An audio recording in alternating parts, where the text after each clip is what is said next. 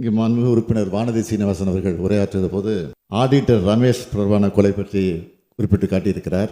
அந்த கொலை என்பது அதிமுக ஆட்சி காலத்தில் நடந்தது. அது நீதிமன்றத்தில் நிலுவையில் உள்ளது.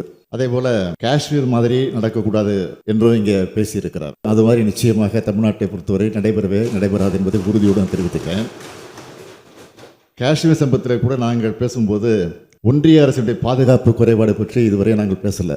நான் தெளிவாகவே அந்த செய்தியை கேள்விப்பட்டவுடன் நான் தெரிவித்த செய்தி என்னன்னு கேட்டிங்கன்னா, நீங்கள் எடுக்கக்கூடிய எந்த நடவடிக்கையாக இருந்தாலும் காஷ்மீர் பிரச்சனை பொறுத்த வரையில் தமிழ்நாடு நிச்சயமாக உறுதுணையாக இருக்கும் என்று தான் நாங்கள் சொல்லியிருக்கிறோம்.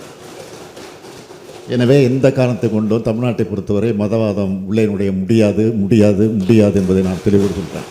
மாண்புமிகு பேரவைத் தலைவர்களே, மத எதிர்ப்பு சக்தியெல்லாம் இருக்குன்னு சொல்லி உறுப்பினர் பேசுகிறார். எங்கே இருக்கிறது, எப்படி இருக்கிறது, எந்த சூழ்நிலை இருக்கிறது என்பது தெளிவாக சொன்னால் அதை விளக்க சொல்ல முடியும். இதை பொத்தாம் மதவாக பேச வேண்டிய அவசியம் இல்லை. எங்கே இருக்கிறது, எங்கே மதவாதம் இருக்குது சொல்லுங்கள். ஆனால் அதே நேரத்தில் உங்களுடைய பிஜேபி ஆளுகிற மாநிலத்தில் என்ன நடந்து கொண்டிருக்கிறது என்பதெல்லாம் உங்களுக்கு தெரியும். அங்கே பிரதமர் கூட இதுவரை சென்று பார்க்கவில்லை என்பதும் நாட்டு மக்களுக்கு தெரியும். அங்கே என்ன நடவடிக்கை நான் கேட்குறேன் சொல்லும்போது தெரியும். அங்கே என்ன நடவடிக்கை நான் கேட்குறேன் சொல்லும்போதுக்கான அந்த குரலை கொடுக்க வேண்டும் என்று நான் மன்றத்தின் மூலமாக கேட்டுக்கொள்கிறேன். மும்மொழி கொள்கை ஏற்றுக்கிட்டால் தான் அந்த நிதி வரும்னு ஒன்றிய அமைச்சரே இங்கே வந்து சொல்லிட்டு போயிருக்காரு. பாராளுமன்றத்தில் நாங்கள் குரல் கொடுத்துருக்குறோம். அதற்காக வெளியில் வந்து போராட்டமே நடத்திக்கிட்டு இருக்கிறோம்.